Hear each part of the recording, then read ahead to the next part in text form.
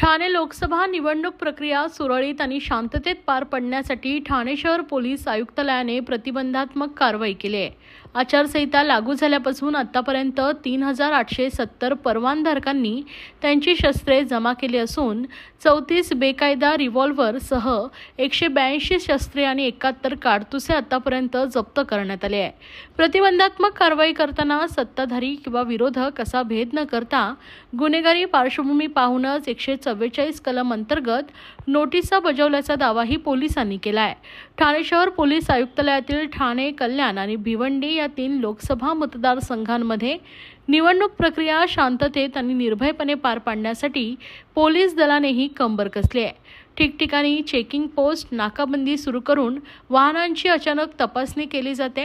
गुन्हेगारी पार्श्वभूमीवर पडताळणी करून पुन्हा गुन्हेगारी कारवाया केल्या जाण्याची शक्यता असलेल्या आरोपींवर वेगवेगळ्या कलमान्वये प्रतिबंधात्मक कारवाई करण्यात येते।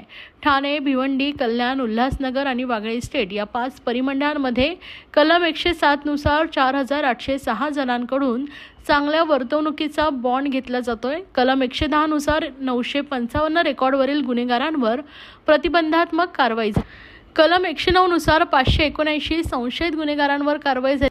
अशा 6340 आरोपींवर कारवाईचा बडगा उगारला आहे। कलम 144 नुसार 425 जणांना नोटीस बजावल्या आहेत। या नोटिसीनुसार मतदान केंद्राजवळ जमावबंदीसह घोषणा आणि आंदोलन करण्यास मनाई आदेश काढले। शिवाय MPD अंतर्गत 8 जणांवर कारवाई केली आहे। ठाणे आयुक्तालयात 4457 परवानाधारकांकडे शस्त्रे असून त्यापैकी 3870 शस्त्रे पोलिसांकडे जमा झाले आहेत।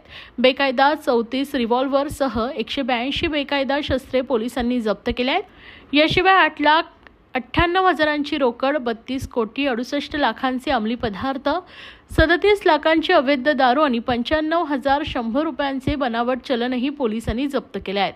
निवडणूक प्रक्रिया शांततेत पार पाडण्यासाठी गुन्हेगारी पार्श्वभूमीची पडताळणी करून संबंधितांकडून पुन्हा गुन्हेगारी कारवाई केली जाऊ नये यासाठी प्रतिबंधात्मक कारवाई केली। कोणताही राजकीय पक्ष पाहून प्रतिबंधात्मक कारवाई केली जात नाही, तर कलम 144 नोटिसा याही संपूर्ण ठाणे शहर आयुक्तालयाच्या कार्यक्षेत्रातील आरोपींवर बजावल्या आहेत। यामध्ये सत्ताधारी किंवा विरोधक असा भेदभाव केला जात नाही असं मत डॉक्टर ज्ञानेश्वर चव्हाण, सहपोलीस आयुक्त ठाणे शहर यांनी व्यक्त केलं आहे।